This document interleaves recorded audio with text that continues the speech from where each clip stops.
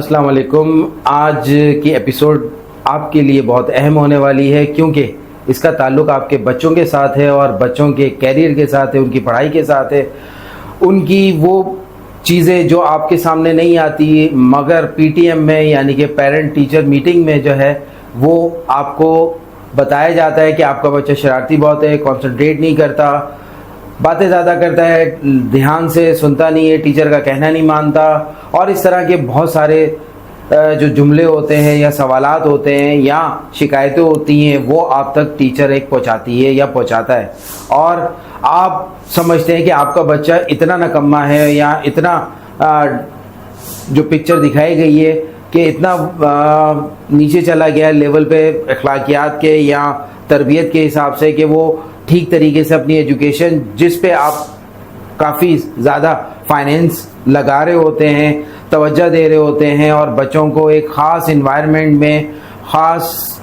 रोज़मर्रा की ज़िंदगी, उनकी रूटीन और उनके बहुत सारी चीज़ों का आप ध्यान कर रहे होते हैं और फिर भी वो बच्चे वो रिज़ल्ट नहीं ला रहे होते। तो बिहाइंड द सीन क्या हो रहा होता है और वो स्कूल में क्या कर रहे होते हैं या अपने कॉलेज में, तो उसको आज हम डिस्कस करेंगे और ये प्रॉब्लम को सामने आपके लेकर आएंगे, उन इश्यूज़ को लेकर आएंगे और उन इश्यूज़ की बिना पर जो है हम बात करेंगे और फिर सलूशन भी करेंगे और आपको भी पता लगेगा कि बहुत सारी चीज़ें ऐसी क्या होती हैं जो आप नज़रअंदाज कर रहे होते हैं। तो आज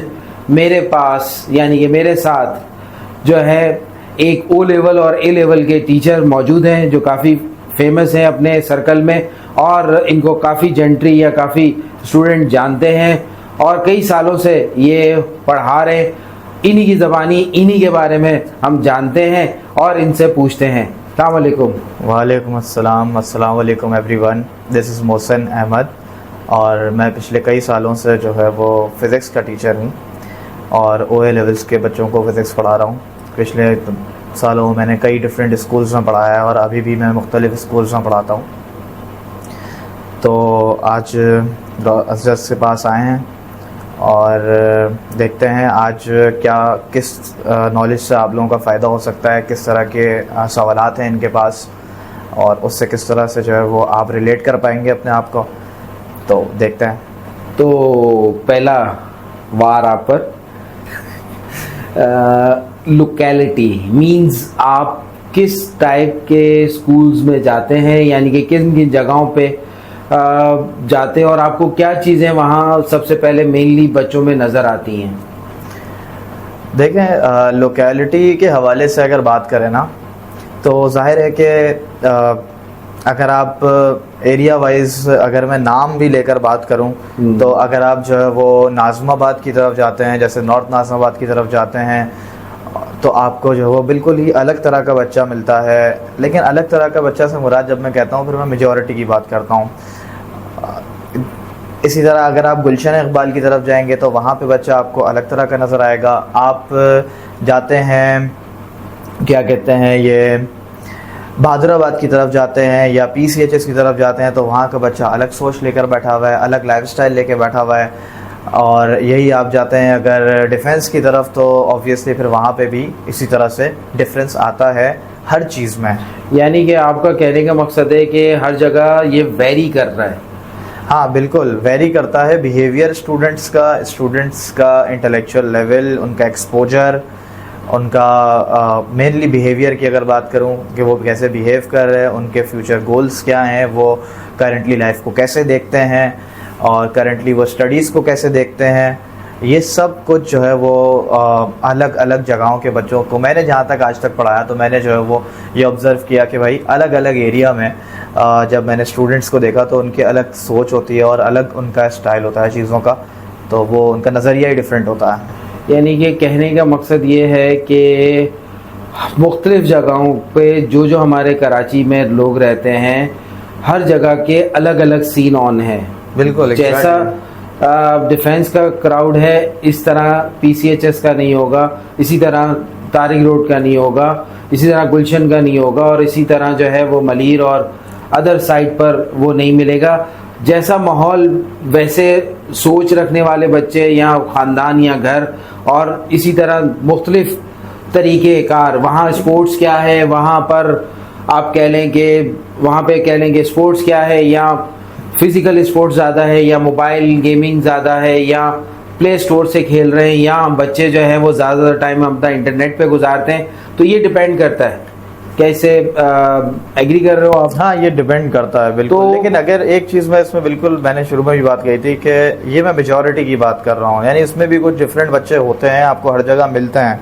अलग। यानी कि अगर आप बोलते हो कि भाई क्लास में 25 स्टूडेंट्स हैं, तो भाई आप ये कह सकते हो कि यार एवरेज यानी मेजॉरिटीज़ 18-19 स्टूडेंट्स जो है, या 20 स्टूडेंट्स ऐसे हैं जो कि लोकेलिटी के चेंज होने की वजह से वो उसके हिसाब से हैं। लेकिन उसमें भी जाहिर है कि 3-4 बच्चे 5 बच्चे ऐसे होते हैं जो कि बिल्कुल ही डिफरेंट होते हैं, जिनको जो है वो सराउंडिंग इफेक्ट नहीं कर रही होती, वो या फिर वो अपनी उस सराउंडिंग में जो है वो नहीं ढले होते और वो कुछ और सोच रख रहे होते हैं। बेसिकली मैं जो समझा हूँ वो ये है कि आप अपने बच्चों को, बहुत सारे बच्चों को इधर उधर दाखिल करवाते हैं। एक डिफेंस का बच्चा जो है वो सदर जाके पढ़ रहा है, एक सदर का बच्चा जो है वो डिफेंस में आके पढ़ रहा है, एक गुलशन का बच्चा जो है वो नाजुबाद जाके पढ़ रहा है, और नाजुबाद का बच्चा मलीर जाके पढ़ रहा है। बिल्कुल, तो बिल्कुल, ये जो चीज़ें हैं यहाँ से वो आपको थोड़ा सा चेंज नज़र आएगा। उसकी वजह है ना कि क्योंकि अब मेरे रिश्तेदार ने कह दिया भाई फलाना स्कूल जो है वो मुझे बहुत अच्छा लगा और मेरे बच्चों ने वहाँ से पढ़ा है। अब मैं फॉर एग्जांपल गुलशन इकबाल में रहता हूँ, वो स्कूल गुलशन इकबाल में। अब जाहिर है कि दूसरा कोई बंदा है जो कि मेरा रिश्तेदार है जिसको मैंने बताया, लेकिन वो यहाँ पे नहीं रह रहा, वो कहीं मलीर की तरफ रह रहा है। अब जाहिर है कि अगर वो मलीर की तरफ रह रहा है और उसको मैंने बताया वो चाहता है उसके बच्चों को एक अच्छी एजुकेशन मिले, एक अच्छा इन्वायरमेंट मिले, तो जाहिर है वो वहाँ से फिर वो कोशिश करते हैं यार हम किसी तरह वैन सिस्टम लगा के, बच्चा बहुत धक्के खाता है, ऐसे कई केसेस होते हैं। बच्चा फिर सुबह अर्ली उठ रहा है, फिर देर से घर भी पहुँच रहा है और वो उधर जाके उस लोकेलिटी में जाके वो बैठ के पढ़ रहा है जस्ट बिकॉज के उसको ये पेरेंट्स को पता लगा कि भाई वो स्कूल अच्छा है, तो उन्होंने उस पर्पस के लिए उसको वहाँ भेजा, तो वो उस लोकेलिटी में जाके बैठा। सही। अच्छा, नेक्स्ट जो मैं प्रॉब्लम डिस्कस करने वाला हूँ, यानी कि आपसे पूछने वाला हूँ, वो ये है कि जब आप क्लास में खड़े होते हो, ठीक, तो आपको डिफरेंट, ज़ाहिर एक क्लास में तकरीबन ओ लेवल्स में 25 to 30, समटाइम 40 भी स्टूडेंट भी हमने देखे। तो उन 40 स्टूडेंट्स या जो जितने भी स्टूडेंट्स होते हैं एक क्लास में, कोई सा भी लेवल हो, चाहे वो 9th ग्रेड है या उसको 10th ग्रेड या 11th ग्रेड ले लो आप, तो उसमें बच्चे ज़्यादातर, आपको क्या प्रॉब्लम बच्चों के साथ फेस आती है कि बच्चे सुनते नहीं हैं, तवज्जो नहीं देते, या बच्चे जो हैं वो ये तवज्जो और सुन रहे हैं मगर उनका ध्यान शरारतों में होता है, या किसी को डिस्टर्ब कर रहे होते हैं, समटाइम टीचर को कर रहे होते हैं, या समटाइम फ़ोन भी कुछ बच्चे ले जाते हैं, तो क्या कहेंगे? देखिए, जब क्लास में जाहिर है कि हम जाते हैं क्लास के अंदर, लेट सपोज अगर मैं 25 स्टूडेंट्स को भी काउंट करता हूँ कि भाई 25 स्टूडेंट्स हैं क्लास में, तो यहाँ पे नॉर्मली आजकल जो देखा जा रहा है ना, वो बच्चों के ग्रुप्स बने हुए होते हैं। कोई बच्चों के जो आपका इंटरेस्ट होता है आप जाहिर है कि वैसे ही दोस्त रखते हो, तो जाहिर है बच्चे जब क्लास में एक दूसरे से मिलते हैं, उनके क्या इंटरेस्ट होते हैं, जब एक दूसरे के बारे में पता लगता है उन लोगों को, तो वो उसके हिसाब से एक दूसरे से दोस्तियां करते हैं। जब वो दोस्तियां करते हैं तो इसी तरह क्लास में बन जाते हैं ग्रुप्स। अब अगर कोई ग्रुप ऐसा है कि मुझे अक्सर फेस होता है कि अगर मैं क्लास में, मुझे ऐसा लगता है यार बच्चे बहुत ज़्यादा बोर हो रहे हैं, और मैं सोचता हूँ कि यार पढ़ाई की बात करते करते बच्चे थोड़ा थक गए, थोड़ा सा फन कर लेते हैं ताकि थोड़ा सा रिलैक्सिंग माहौल हो जाए। तो मैंने उसमें भी ऑब्जर्व किया है कि कुछ बच्चे ऐसे होते हैं जो कि माइंड कर रहे होते हैं कि यार पढ़ाई करनी है हमें, वो बिल्कुल चाह रहे होते हैं कि भाई हमें पढ़ना है। और कुछ बच्चे अगर मैं ज़्यादा पढ़ा लूँ तो भाई वो पर्टिकुलर ग्रुप तो खुश रहेगा, लेकिन बाकी जो कि भाई ज़्यादा नहीं पढ़ना चाह रहे, वो चाह रहे हैं यार थोड़ा रिलैक्सिंग माहौल हो, हंसी मजाक चलता रहे, पढ़ाई थोड़ी देर के लिए हमें ब्रेक मिल जाए और फिर हमें बाद में पढ़ा लें। तो वो बच्चे जो है वो जब पढ़ाता रहूँगा तो वो उनको बुरा लग रहा होता है कि यार बस कर दें। इवन आप जितना भी अच्छे टीचर हो, आप जितना भी अच्छा बच्चों के साथ आपका बॉन्ड बना हुआ है, लेकिन अगर आप उनकी नीड के हिसाब से या उनके पर्टिकुलर टाइम पे, यानी फॉर एग्जांपल आप पढ़ाई जा रहे हो और बच्चा नहीं चाह रहा है कि यार थोड़ा ब्रेक दे दो, तो आप कितने भी अच्छे क्यों ना हो, बच्चा आपकी नहीं सुनेगा। बच्चा आपसे माइंड ही कर रहा होगा इस चीज़ को कि यार बस सर बस कर दें, या बस मिस, जो भी क्लास में मौजूद है। सही, मैं इस चीज़ से एग्री करूँगा क्योंकि मैं भी टीचर रह चुका हूँ और ये सब चीज़ें हो रही होती हैं, बच्चों की मर्ज़ी के ख़िलाफ़ जाए, चाहे जितना अच्छा भी पढ़ने वाला है, जब पीरियड ऑफ होगा वो कह देते सर पीरियड ऑफ हो गया या टाइम हो गया, कि कहने का बताने का मकसद ये कि प्लीज़ आप चले जाएं, तो आप वहाँ पे क्या करेंगे? तो ठीक है। अच्छा ये बताओ कि जब बोर्ड की तरफ तुम्हारा मुंह होता है, वाइट बोर्ड की तरफ, तो या ब्लैक बोर्ड या ग्रीन बोर्ड, तो पीछे से क्या बच्चे रिस्पॉन्ड दे रहे होते हैं? सुन रहे होते हैं, शोर हो रहा होता है, बातें हो रही होती हैं, या कुछ और? अब इसमें ना, अगर मैं जैसे मैं अपनी बात करूं तो नॉर्मली ये पुरानी बात हो गई कि मैं बोर्ड की तरफ मुड़ के पढ़ा रहा हूं। तो पहले होता था इशू इस चीज़ के अंदर, आप बोर्ड की तरफ मुड़ रहे हो, आप जैसे ही मुड़े कुछ लिखने लगे, बच्चों ने आपस में बातचीत शुरू कर दी, फिर कुछ बच्चों की उन्हीं से जो है उनको बुरा लगना शुरू हो गया, यार हमें फोकस करने दो, इस तरह की चीज़ होती थी। लेकिन जाहिर है कि अब टेक्नोलॉजी इतनी बढ़ गई है और यहाँ पे नॉर्मली जो OA लेवल्स के स्कूल चल रहे होते हैं, यहाँ पे टीचर्स जो है वो प्रोजेक्टर पे पढ़ा रहे होते हैं। जैसे मैं खुद जो है वो टैबलेट के ऊपर पढ़ाता हूँ, तो मेरा मुसलसल पूरे टाइम मैं फेस बच्चों की तरफ ही करके रखता हूँ। लेकिन इवन तो तब भी जब मुझे लिखना पड़ता है उस टैबलेट के अंदर ही, और मैं नीचे लिखना शुरू करता हूँ कोई चीज़, जो कि मेरी कोशिश होती है कि मैं कम से कम करूँ, चीज़ें पहले से मौजूद हों और ज़्यादा से ज़्यादा मैं बच्चों को एंगेज रखूँ एक्टिविटीज़ में, रैदर देन कि मैं खुद एक्टिविटी में इन्वॉल्व हो जाऊँ, कुछ लिखना शुरू कर दूँ और फिर जो है वो बच्चे पीछे से जो है वो अपना फोकस लूज करते हैं। तो लेकिन हाँ, अगर मैं ये चीज़ करूँगा तो ऑब्वियसली अगर मैंने लिखना शुरू कर दिया क्लास में, या मैंने बोर्ड पर मुड़ के काम करना शुरू कर दिया, तो there are so many things जो बच्चों को एक दूसरे से डिस्कस करनी होती हैं, क्योंकि किसी के घर के मसले चल रहे हैं, कोई घर में खुश नहीं है, कोई जो है वो स्पोर्ट्स में कहीं जाना है, कोई कुछ अचीव कर रहा है लाइफ में, कोई जो है क्या कहते हैं कुछ अचीव नहीं कर पा रहा है, कोई किसी से नाराज़ है, किसी को किसी की बात बुरी लग गई है। तो बहुत सारे इश्यूज बच्चों के पास होते हैं, वो एक दिन पूरा घर पे गुजार के अगले दिन आते हैं, फिर एक दूसरे से चीज़ें शेयर करनी होती हैं। तो जाहिर है कि आप जैसे ही मुड़ोगे या आप कहीं खुद इन्वॉल्व होगे, बच्चे फौरन एक दूसरे से अपनी भड़ास निकालना शुरू होते हैं कि भाई, यानी ये कहने का मकसद है तुम्हारे कि लैक ऑफ कॉन्सेंट्रेट ज़्यादा होती है बच्चों में। जैसे ही आपने उसको बोलते हुए खामोश हुए, या आप बोल भी रहे हैं तो वो आपस में लग जाएंगे बात करने, जैसे मतलब आपका जैसे अगर उनका फोकस लूज हो गया तो उनके पास बहुत सारी चीज़ें करने के लिए, क्योंकि वो लाइफ में बहुत कुछ देख रहे हैं, बहुत सारी चीज़ें चल रही हैं उनके साथ, और वो एक दूसरे को उनको बांटने के लिए भी कोई चाहिए। तो ऑब्वियसली वो बैठते, यानी नॉर्मली जो है वो टीचर्स जो है वो क्लास में चिल्लाते हैं, गुस्सा करते रहते हैं कि यार खामोश हो जाओ, चुप हो जाओ, शोर नहीं करो, कंप्लेंट्स होती रहती हैं। अब मेरा ऐसा इन्वायरमेंट नहीं रहता कि मैं भाई डांटता ही रहूँ।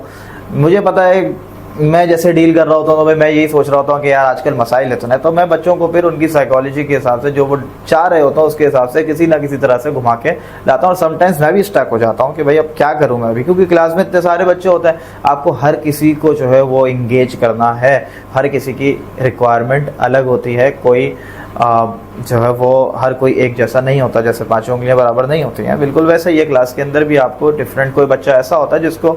जिसको फोकस आपको बनाने के लिए पहले उसको अपने सामने बिठाना पड़ता है, क्योंकि ज़रा सा वो आपसे दूर बैठेगा या दूसरे लोगों के साथ बैठेगा, आप कुछ भी कर लो, जाहिर है कि वो आपकी तरफ फोकस नहीं करेगा, क्योंकि उसका वो पढ़ने के मूड में नहीं है, उसका फोकस अभी कुछ और है, तो वो आपके ऊपर फोकस नहीं करेगा। तो ऐसे बच्चों को फिर हमें आगे बिठाना पड़ता है, आगे बिठाते हैं और बिल्कुल अलग, आसपास कोई बच्चा ना बैठा हुआ उसके, कि वो ना किसी से बात कर सके ना कुछ, और मजबूर होकर, ऐसा मैंने एक्सपीरियंस किया है कि बच्चे मजबूर होकर पढ़ रहे होते हैं अक्सर, या बहुत सारी स्ट्रैटेजीज होती हैं। अब स्ट्रैटेजीज पर आऊँगा तो कई स्ट्रैटेजीज होती हैं, लेकिन हाँ, बच्चों के पास फोकस लूज करने की चीज़ें बहुत ज़्यादा हैं, वो कंसंट्रेट नहीं कर पा रहे होते हैं। कुछ बच्चे होते हैं जो कि कंसंट्रेट करते हैं, लेकिन मेजॉरिटी का आपको फोकस बनाना पड़ता है, उनके पास फोकस प्रॉब्लम आया हुआ है, कंसंट्रेट नहीं कर पाते। सर ये बताए चीता कि जब आप क्लास ले रहे होते हैं तो एक लैक ऑफ कंसंट्रेशन हो गया, इसी तरह स्ट्रेस भी कोई क्रिएट करता है बच्चा, या एंजाइटी भी उसको हो रही होती है। अब ये वही वाली बात है ना कि बच्चा किन चीज़ों को फेस करता हुआ आगे बढ़ रहा है। अब ऑब्वियसली कोई बच्चा ऐसा होता है वो अटेंशन सीकर होता है। अटेंशन सीकर के कई रीजंस होते हैं, वो अपनी वजह से, किसी ना किसी वजह से ही वो अटेंशन सीकर बना है। लेकिन अब वो अटेंशन सीकर अगर है तो वो जाहिर है कि क्लास में अपनी अटेंशन को ग्रैस्प करने की कोशिश करेगा। अब उसमें दो तरह की कैटेगरीज आ जाती हैं। एक वो होता है जो कि सोचता है मैं ज़्यादा अच्छा पढ़कर, ज़्यादा सवालात करके अपनी अटेंशन, सबकी अटेंशन गेन करूँ कि यार मैं तो कितना अच्छा परफॉर्म कर रहा हूँ, यहाँ पे सब कुछ है। और एक वो कैटेगरी आ जाती है जिसमें बच्चा सोचता है कि भाई मैं तंग करके फोकस लेता हूँ, मैं किसी को पढ़ने ना दूं ताकि सबका फोकस मेरी तरफ है। और मज़े की बात यह है कि दोनों ही केसेस में बच्चे को ही नहीं पता होता कि वो क्या कर रहा है। सही। इसी तरह कुछ बच्चे वो ऐसे होते हैं जो एंजाइटी से रिलेटेड होते हैं। एंजाइटी, हाँ वही बात है। कुछ बच्चे ऐसे होते हैं कि वो मतलब उनके जहन में कई सारी चीज़ें चल रही होती हैं। आप पढ़ा रहे हो, अब आप पढ़ाते पढ़ाते, कोई भी टीचर होगा इस बात को लाजमी रिलेट कर सकता है, आप भी कर सकते हैं लाजमी, कि अगर आप पढ़ा रहे हैं, पढ़ाते पढ़ाते आपकी कभी ना कभी किसी ना किसी बच्चे पे अगर नज़र पड़ेगी तो कोई ना कोई क्लास में एक बच्चा ज़रूर होता है जो कि बैठा हुआ तो सामने होता है लेकिन वो वहाँ होता नहीं है। वो अपने जहन में कहीं और घूम रहा होता है, वो अपने किसी मसले में फंसा हुआ होता है। और नहीं, अगर आप उसको वो करते भी हो आप उसको, तो वो गुस्से में आने लगता है या समटाइम्स कुछ और बिहेवियर मिलता है। लेकिन जो एंजाइटी वाली बात है, बच्चों में एंजाइटी वाला फैक्टर अब मैं भी देख रहा हूँ कि ये बढ़ता जा रहा है। अच्छा, इसके अलावा लर्निंग इश्यूज भी होते हैं? लर्निंग इश्यूज, जैसे बहुत से बच्चे स्पेलिंग मिस्टेक ज़्यादा करते हैं, कुछ की रीडिंग का मसला समटाइम आ जाता है। अब जिस लेवल पे आप पढ़ाते हो उस पे तो आप इतनी रीडिंग नहीं करवा सकते, आप खुद रीड कर देते हो और बच्चों को कह देते हो। बट लिखने की जब बारी आती है, जब असाइनमेंट देते हो या आप टेस्ट लेते हो या होमवर्क देते हो, और जब वो होमवर्क करके बच्चे लाते हैं तो उसमें क्या वो लैग कर रहे होते हैं, क्या वो चीज़ें फेस करनी होती हैं? बेसिकली अब जिस लेवल पे मैं पढ़ा रहा हूँ उस लेवल पे तो नॉर्मली जो है वो ना मुझे रीडिंग के ऊपर फोकस करना है कि वो रीड क्या कर रहे हैं, जैसे आपने कहा और बिल्कुल सही कहा। राइटिंग के अंदर भी बेसिकली, अब जैसे मेरा सब्जेक्ट है फिजिक्स, अब फिजिक्स के अंदर जो अगर मैं राइटिंग की बात करूँ तो भाई मुझे राइटिंग का इतना मसला नहीं है। स्पेलिंग मिस्टेक्स, अगर नॉर्मल इंग्लिश के ऊपर स्पेलिंग मिस्टेक्स हो रही होती हैं तो उसके मार्क्स नहीं कट रहे होते हैं वहाँ पे कुछ भी।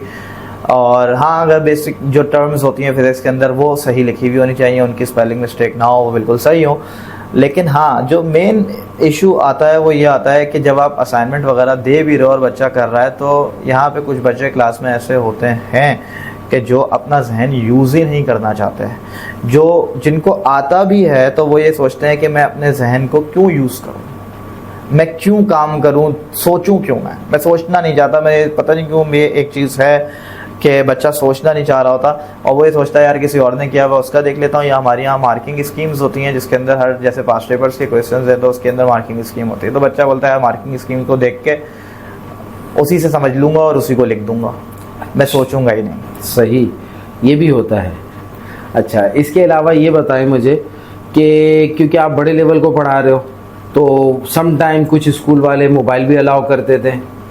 तो क्या बच्चे क्लास में भी मोबाइल अलाउ करते हैं, या आप जिस लोकेलिटी में पढ़ा रहे हैं वहाँ के स्कूल्स ने बैंड लगाया हुआ है कि ड्यूरिंग क्लास जो है वो आप यूज़ नहीं करेंगे? नॉर्मली तो बैन ही होता है, नॉर्मली अलाउ नहीं होता ड्यूरिंग क्लास, और कोई भी अलाउ नहीं करता एज फार एज आप अब स्कूल लेवल के ऊपर जाहिर है कि अलाउ नहीं होता। अब जैसे अब एक स्कूल है, वो कॉलेज भी है साथ में,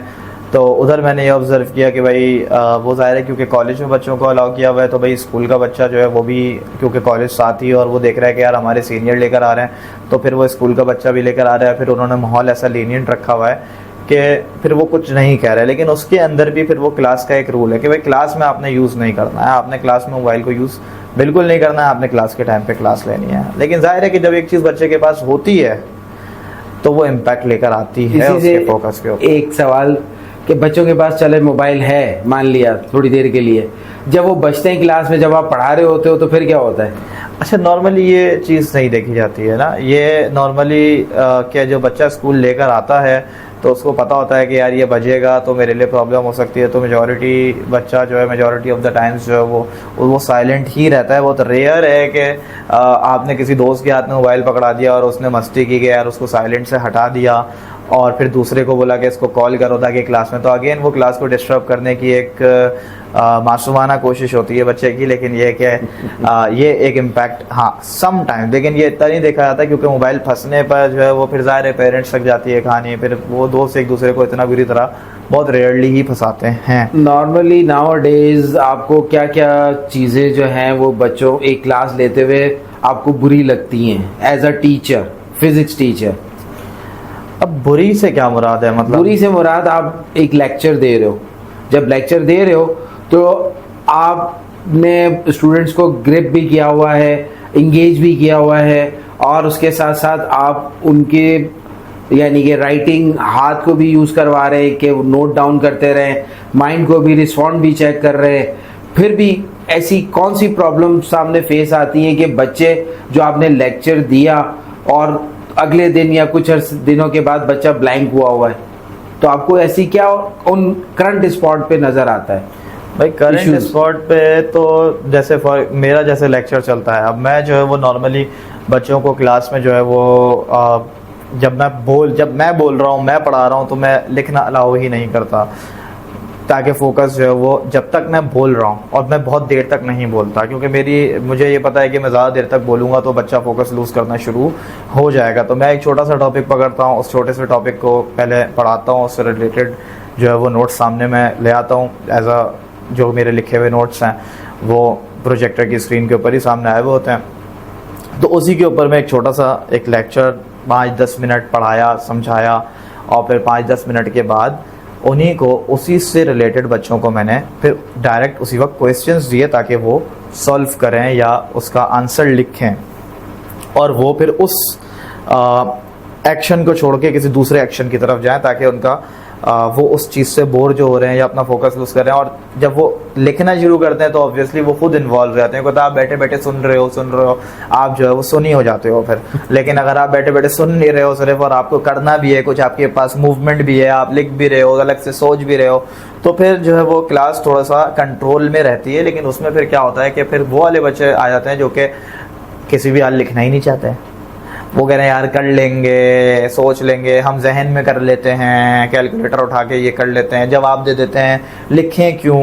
जाहिर है कि हमारे पास लिखना क्योंकि ज़रूरी है, क्योंकि ओरल टेस्ट तो होने नहीं वाला, एग्ज़ाम जब भी से कल होगा तो उसमें लिखना है। और जब लिखने पे आता है तो लिखने पे बड़ी प्रॉब्लम आ जाती है बच्चों को, क्योंकि आप इंग्लिश बोलना भी जानते हो, आप इंग्लिश सुनते भी हो, आप इंग्लिश लिखना भी जानते हो, लेकिन प्रॉब्लम यह है कि जब आप किसी सब्जेक्ट के हिसाब से काम कर रहे होते हो तो जाहिर है कि उसकी टर्म्स जो हैं, आपको उन टर्म्स को यूज़ करते हुए उसके हिसाब से आंसर को जो है वो डिज़ाइन करके लिखना होता है। वो बगैर प्रैक्टिस के नहीं आ सकता। अब अगर वो बगैर प्रैक्टिस के नहीं आ सकता तो उसके लिए आपको लिखना पड़ेगा। लेकिन बच्चों का क्या मसला आता है, कुछ ऐसे बच्चे होते हैं जो कि लिखना ही नहीं चाह रहे होते, और वो एंड में काफ़ी डिफिकल्टी फेस करते हैं। इसलिए एज अ टीचर मैं इस चीज़ को मेक श्योर करने की कोशिश करता हूँ कि भाई क्लास में कोई फारिग ना बैठे, काम करे, ताकि उसकी थोड़ी बहुत ही सही, जो कम लिख रहा है तो उसको बार बार बोल के घुमा के फिरा के थोड़ा बहुत तो लिखे। अच्छा मोहसिन, आप ज़ाहिर डिफरेंट स्कूल्स में भी जाते हो, तो वहाँ आपने अपने पैटर्न चेंज किए हैं इस लोकेलिटी या स्कूल्स के हिसाब से, या एक ही पैटर्न को फॉलो कर रहे होते हो? नहीं, तो जाहिर है करने पड़ते हैं। अब एक ही जगह पे अगर आप है ना,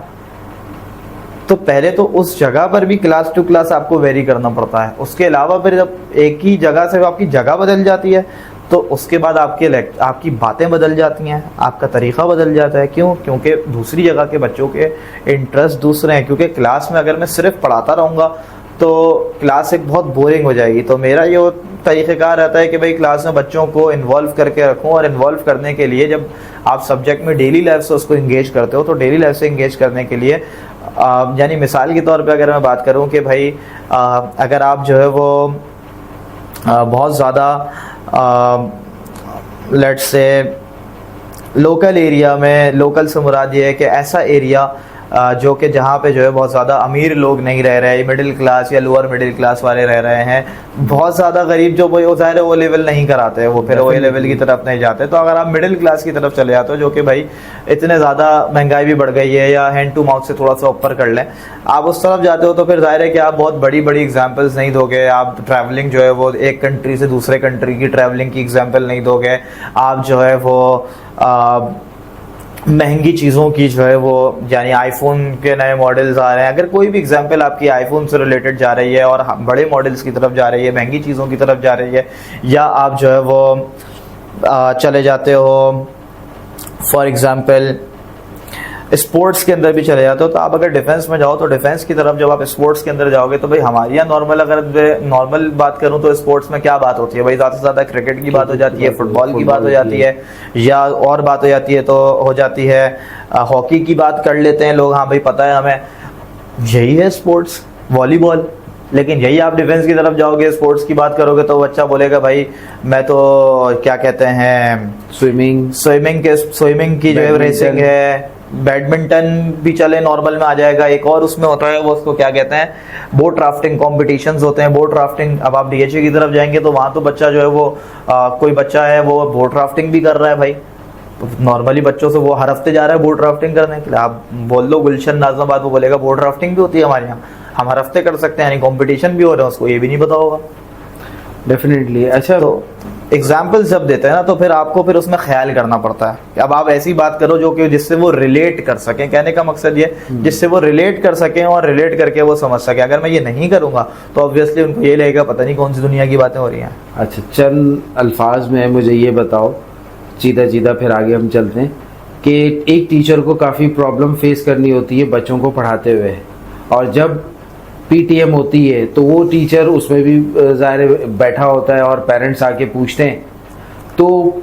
ये दोनों क्या चीज़ें हैं, इनको आप किस तरह मतलब यानी कि अपने तौर पे बताओगे कि क्या होता है बच्चों की? ज़ाहिर है आपने बच्चों को देखा पूरा हफ्ता या महीना देखा, महीने या 3 महीने बाद पीटीएम हो रही है, फिर पेरेंट भी आपके सामने आ रहे हैं, बच्चे की प्रोग्रेस अच्छी है तो आप कर देंगे, बोले हाँ ठीक है नॉर्मल है। अगर प्रोग्रेस अच्छी नहीं है आई, उसने मार्क्स अच्छे नहीं लिए, तो फिर आप ज़ाहिर है अपने तौर पे कुछ बोलोगे, तब भी बोलोगे हाँ बच्चा तो आपका ओके, पता नहीं नंबर क्यों नहीं लिए। क्या ऐसा भी होता है? बस सच बात बताऊं तो कभी कभी ऐसा भी हो जाता है कि आपका बच्चा बिल्कुल ठीक है लेकिन पता नहीं नंबर क्यों नहीं लिए। ये रेयर केस है लेकिन ऐसा भी हो जाता है। लेकिन मेजॉरिटी की अगर मैं बात करूं उसकी भी वजह है, आपको पता होगा इसकी भी वजह है कि भाई एग्ज़ाम के टाइम के ऊपर जब टेस्ट दे रहा होता है तो उसकी भी एक तरह तरह की बीमारियां होती हैं माइंड की, कि भाई आप सब कुछ अच्छा है लेकिन एग्जाम के टाइम के ऊपर आप जो है वो भूल जाते हैं या एग्जाम के टाइम आप जो है वो एंजाइटी हो जाती है। तो वो इस वजह से रेयर केस होता है। लेकिन अगर मैं मेजॉरिटी की बात करूं तो यहाँ पर पीटीएम के अंदर खास तौर पे अगर मैं बात करूं पेरेंट टीचर मीटिंग की, तो यहाँ पे भाई मेरा सिंपल सा एक फॉर्मूला कह लें या मेरा एक एडवाइस कह लें जो मैं कहता हूँ कि यहाँ पे पेरेंट्स और टीचर्स दोनों में टेम्परामेंट होना चाहिए। दोनों में टेम्परामेंट होना चाहिए। एक तो टीचर के अंदर सही है, बच्चे ने परफॉर्म नहीं किया, बच्चा जो है वो नहीं कर पा रहा, तो इसका कोई ना कोई रीज़न है।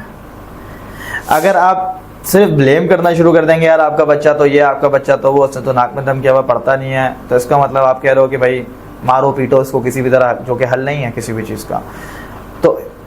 बेसिकली टीचर को भी बोलते हुए इस चीज़ को रियलाइज़ करना चाहिए कि यार बच्चा अगर नहीं कर पा रहा है तो कोई ना कोई वजह तो होगी, क्योंकि there is reason for everything. कोई ना कोई तो रीज़न होगा ना कि भाई जिसकी वजह से वो नहीं कर रहा। आपको वो रूट कॉज अगर पकड़नी है तो आपको पेरेंट्स को उस हिसाब से कन्वे करना है और पेरेंट्स को सोचने पे मजबूर करना है कि भाई वो रूट कॉज की तरफ जाएं, क्योंकि अगर स्कूल वजह नहीं है तो घर में कोई चीज़ ऐसी हो रही है जो वजह। और इसी तरह पेरेंट्स के अंदर टेम्परामेंट होना चाहिए कि वो इस चीज़ को एक्सेप्ट करने या इस चीज़ के लिए जाएं कि उनका फोकस ये हो कि वो अपने बच्चे में जो प्रॉब्लम आ रही है उस प्रॉब्लम को समझने की कोशिश करें। अगर उनके सामने रेदर देन के बोले यार टीचर तो मेरे बच्चे का दुश्मनी बन गया है, नहीं, अगर टीचर भी कह रहा है तो हो सकता है कि उसके साथ बहुत कुछ उसने फेस किया हो बच्चे के साथ और वो फ्रस्ट्रेशन में आया हुआ और ये बात कर रहा हो। लेकिन उस वक्त आपने ये नहीं सोचना है कि टीचर तो बच्चे का दुश्मन बन गया। आपने ये सोचना है कि अगर टीचर इस पॉइंट तक आ गया है तो बच्चे ने कुछ तो किया है। और इसलिए मैं ये नहीं कह रहा कि बच्चे को डांटो या मारो या पीटो, बल्कि उसको रूट कॉज की तरफ जाए कि क्या रूट कॉज है जिसकी वजह से ये सब इश्यूज आ रहे हैं। तो पीटीएम के अंदर सबसे बड़ी चीज़ ये है कि भाई दोनों में टेम्परामेंट होना चाहिए, दोनों का ऑब्जेक्टिव सेम होना चाहिए। टीचर का ऑब्जेक्टिव ये होना चाहिए कि भाई बच्चा अगर परफॉर्म कर रहा है तो और बेहतर करने के लिए क्या करेंगे, और अगर परफॉर्म नहीं कर रहा है तो वो क्यों नहीं कर रहा है, क्या है रूट कॉज। और इसी तरह पेरेंट का भी यही होना चाहिए कि वो रूट कॉज की तरफ जाए और इस मकसद से मीटिंग में जाए कि आज रूट कॉज पता लग जाए कि अगर नहीं कर रहा तो क्या है वजह, और अगर कर रहा है तो इसको और बेहतर कैसे किया जाए। क्योंकि स्कूल भेजने का मकसद तालीम है, प्राइमरी ऑब्जेक्टिव है। अब अगर उसको छोड़ के आप बाकी सारी चीज़ों की तरफ जाएंगे तो ये मुझे नहीं लगता कि भाई ये सही है। ठीक है, आप बाकी चीज़ों को देखो, लेकिन प्राइमरी ऑब्जेक्टिव तो एजुकेशन है ना, स्कूल का मकसद, तो उसको कैसे बेहतर बनाया जाए, आपका पीटीएम में ये ऑब्जेक्टिव होना चाहिए। तो एक छोटी सी ब्रेक लेते हैं और उस ब्रेक के बाद आपके पास आते हैं, मज़ीद सर से सवाल करते हैं ताकि आपको कुछ पता लग सके कि आपके बच्चे के साथ स्कूल वाले क्या कर रहे होते हैं और आप खुद अपने बच्चे के साथ क्या कर रहे होते हैं। हमें किसी स्कूल वाले ने या किसी स्कूल चेन ने बोला नहीं है इसका प्रोग्राम करने का। हमारा प्रोग्राम करने का मकसद आपको अवेयरनेस देना है और उसके सोल्यूशन देना है कि वो क्या हैं ऐसे सोल्यूशन जिससे आपका बच्चा बेहतर हो सकता है, जिस पे आप इतना इन्वेस्ट कर रहे होते हैं, इतना आप उसके लिए जो है असबाब क्रिएट कर रहे होते हैं लाइफ के, और अपना एक फ्यूचर एसेट बना रहे होते हैं जो फ्यूचर में जाकर आपको बुढ़ापे में सपोर्ट करेगा या अपनी लाइफ अपनी मर्जी से या आप जो विश रखते हैं वो उस विश से गुजारेगा। तो स्टे ट्यून ऑन।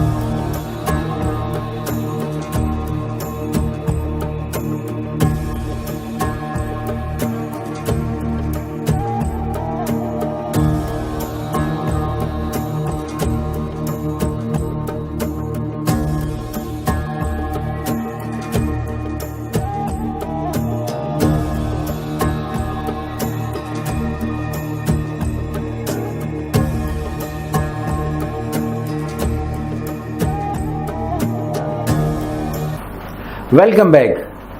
अभी हम वापस आ गए ब्रेक से और अब हम मोहसिन से पूछेंगे कि जो आपके कुलीग हैं वो आपके साथ ताउन करते हैं, क्या वो भी ऐसे ही पढ़ाते हैं जैसे आप सोचते हो आप पढ़ाते हो, या उनके ज़रा बिहेवियर अलग होते हैं, या पढ़ाने का तरीका अलग होता है, या हैंडलिंग का तरीका अलग होता है? तो क्या कहेंगे मोहसिन? देखिए, कोलीग्स की जहाँ तक बात करें तो जाहिर है कि अब अगर मैं टीचर की बात करूँ तो भाई टीचर्स जो हैं वो भी सारे एक जगह पे तो नहीं रहते हैं। हर टीचर हर डिफरेंट एरिया से आ रहा है, कोई सेम एरिया से भी आ जाता है, लेकिन मेजॉरिटी क्या है, कोई किसी एरिया में रह रहा है, कोई भाई गुलशन से आ रहा है, कोई जो है वो जौहर से आ रहा है, कोई नाज़ाबाद से आ रहा है, कोई मलीर से आ रहा है, कोई कोरंगी से आ रहा है, कोई उसी एरिया का टीचर है जिस एरिया में स्कूल है।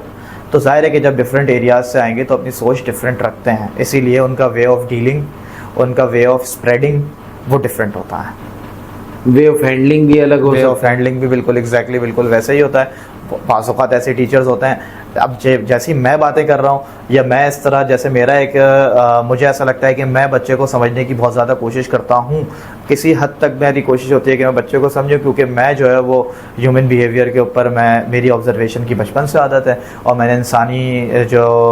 हरकत, इंसान के जो चाल है, इंसान का जो रहन सहन है, उसको मैंने हमेशा मेरी ऑब्जर्व करने की आदत रही है, तो मैंने उससे सीखी है बहुत सारी चीज़ें। लेकिन हर इंसान तो ऐसा नहीं होता ना, तो हर इंसान समझ ही नहीं पा रहा होता क्या हो रहा है। तो जाहिर है कि हर टीचर डिफरेंट तरीके से डील कर रहे होते हैं, उनकी सोच डिफरेंट होती है। कुछ वाकई बच्चे के दुश्मन बन जाते हैं, या दुश्मन से मुराद है कि यार ये बच्चा तो है ही ऐसा, इसको क्लास में बिठाना ही नहीं है, उसको क्लास से निकाल देते हैं, या पेरेंट्स को बुलाओ इसको सीधा करें। उनका यही कल्चर है कि भाई मार धाड़ से ही सीधा होगा बच्चा।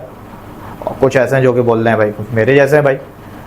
वो कह रहे हैं कि नहीं हल निकल आएगा, बगैर इसके भी होगा। तो हर टीचर जो है वो एक जैसा नहीं होता। एग्जैक्टली बिल्कुल सही बात है। अच्छा, इस पे फिर आगे बढ़ते हैं। हम आगे आपसे ये पूछते हैं कि आपकी जो ज़िंदगी की अचीवमेंट्स हैं, बच्चों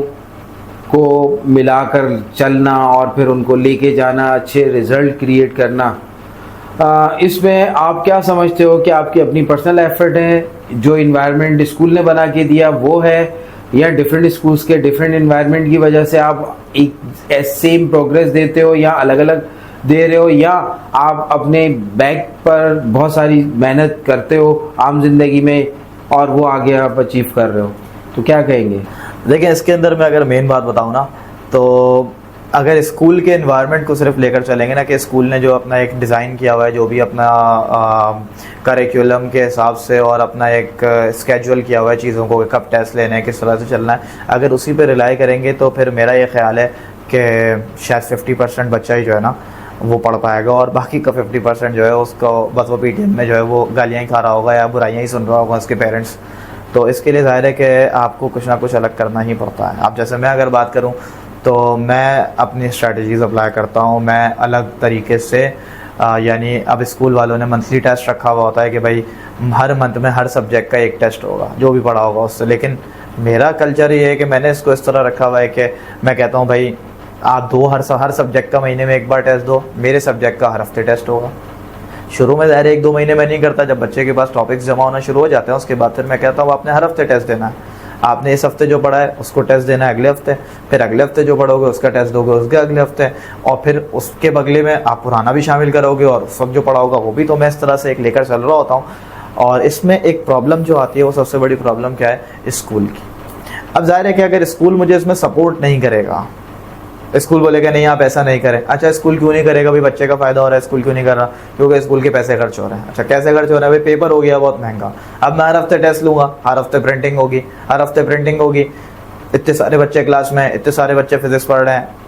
एक क्लास नहीं है 2-3 क्लास हैं। अब जब टेस्ट होंगे, पेपर छपेंगे, तो भाई नोट खर्च होंगे, पैसे खर्च होंगे। तो भाई ऐसा भी फेस किया है कि स्कूल्स मुझे सपोर्ट नहीं कर रहे होते। भाई आप प्रोजेक्टर की स्क्रीन के ऊपर लगाएं, बच्चे कॉपी में आंसर लिख लेंगे, आप कुछ जुगाड़ लगाएं, आप नहीं करें। और ऐसा भी अब मुझे जो है एनवायरनमेंट, जो कि मैं स्कूल से सीधी बात कर लेता हूँ कि भाई मुझे लेना है, अगर रिजल्ट प्रोड्यूस करना है तो मेरे हिसाब से चलना पड़ेगा आपको, और अगर रिजल्ट ना आए फिर भी तो एक अलग बात है, आप मुझे बोल सकते हो, लेकिन आप मेरी स्ट्रैटेजी को एनालिसिस भी दे सकते हो। आप एनालाइज करो इसको कि मैं इस स्ट्रैटेजी पे चल रहा हूँ, इससे फ़ायदा होगा या नुकसान होगा, पैसों को हटा के अगर आप बच्चे के पॉइंट ऑफ व्यू से सोचो तो ये चीज़ आती है, फेस करनी पड़ती है। फिर उसके लिए आपको बच्चे के लिए खड़ा होना पड़ता है। फिर जाहिर है कि भाई ये करना है, क्योंकि मुझे नुकसान होता है इससे। जाहिर है कि मेरे लिए चेकिंग का बर्डन बढ़ रहा है, लेकिन बच्चे का तो फ़ायदा हो रहा है ना। अच्छा मोहसिन, ये बताओ आखिरी सवाल आपसे कि लबे लबाब कंक्लूजन जो है वो एक टीचर को क्या फेस करना पड़ता है शॉर्ट फॉर्म में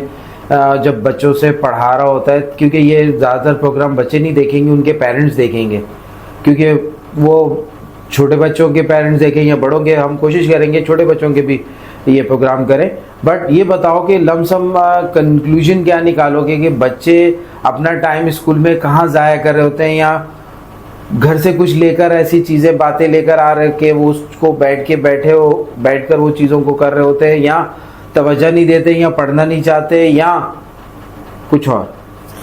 देखिए सीधी सी अगर मैं इसको कंक्लूजन की तरफ जाऊं तो कंक्लूजन मैं अपने हिसाब से जब देता हूं तो मैं ये कहूँगा कि आजकल का बच्चा इस दौर का है और आप जो पेरेंट्स हैं वो पुराने दौर के हैं, तो जाहिर है कि मिसमैच चल रहा है। यहाँ पर भी इवन स्कूल्स की तरफ जाएंगे तो टीचर और बच्चे का भी मिसमैच चल रहा है, बस वो फ्रेंड्स हैं उसके जो कि मिसमैच नहीं है। तो सबसे ज़्यादा इश्यूज़ जो है वो इन दो जगहों पे बच्चा फेस करता है, और जो दो जगहों पे इश्यूज़ फेस कर रहा है उसकी वजह से बहुत सारे मैंने जो ऑब्ज़र्व किया बच्चों को किसी मेंटल इश्यूज़ हैं। अब आज हमारे एनवायरनमेंट में लोग बुरा मान जाते हैं, लेकिन अगर आप ग्लोबली इसको देखें तो ये कोई बुरा मनाने वाली बात नहीं है। मेंटल इश्यूज़ होना तो बच्चे को कहीं ना कहीं मसले आते हैं, वो कहीं ना कहीं फंस जाता है, स्टक हो जाता है, और दूसरी जगहों पे तो भाई बाकायदा तौर पे जो है वो इसके लिए सेशंस होते हैं। अब पाकिस्तान ने भी थोड़ा थोड़ा बढ़ने लगा है, लोगों को जो है अवेयरनेस आने लगी है, तो मुझे ऐसा लगता है जो कि मैंने ऑब्जर्व भी किया है और मैंने बहुत सारे बच्चों को अंदर इम्प्रूवमेंट भी देखी है,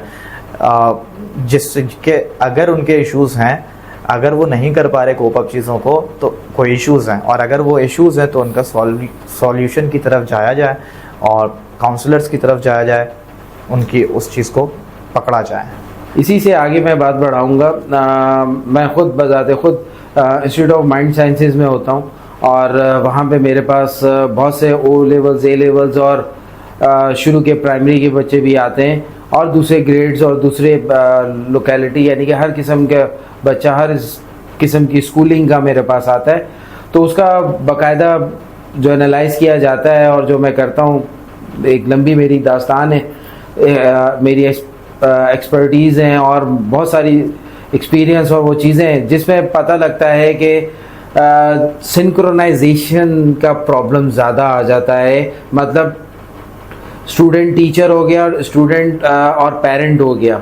तो ये जो चीज़ें होती हैं, और फिर टीचर और पेरेंट का भी जो है वो सिंक्रोनाइजेशन का मसला आता है, यानी कि बात सही कन्वे नहीं हो रही होती। इसमें जो मिडल मैन होता है वो बच्चा होता है, स्कूल की बात पूरी सही नहीं बताएगा, या पेरेंट से पूरी सुन के आधी बात आगे करेगा, तो ये इस तरह की भी चीज़ें होती हैं। दूसरी चीज़ ये होती है कि जब बच्चा स्कूल में मोबाइल ये यूज़ नहीं कर रहा, तो घर में आके आपने उसको मोबाइल दे दिया है, और जब वो मोबाइल ले लिया है उसने, तो उस बेस पे वो ज़्यादातर टाइम जो है वो मोबाइल पे कर रहा है।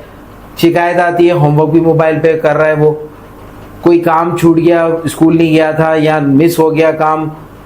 वो भी मोबाइल पे पूछा जा रहा है, व्हाट्सएप आ रहा है। बहुत से पेरेंट्स अलाउ नहीं करते बच्चों को मोबाइल, मगर वो पेरेंट्स के मोबाइल यूज़ कर रहे होते हैं, तो वो एक होमवर्क करने के चक्कर में वो फिर कभी गेम खेल रहे होते हैं। अक्सर पेरेंट्स कहते हैं हमारे बच्चे बहुत अच्छे हैं, वो सिर्फ जो है वो एक ख़ास प्रोग्राम देख रहे हैं, उसके अलावा कुछ नहीं देख रहे होते। मैं हंसता हूँ, मैं आपको उन्होंने दिखाया कि हम ये देख रहे हैं, इस पर हम पूरा एक व्लॉग करने वाले, ज़रूर सुनिएगा। हाँ, अगर मेरी अपॉइंटमेंट चाहिए, काउंसलिंग चाहिए, मैं हिप्नोथेरेपिस्ट हूँ अज़द अली,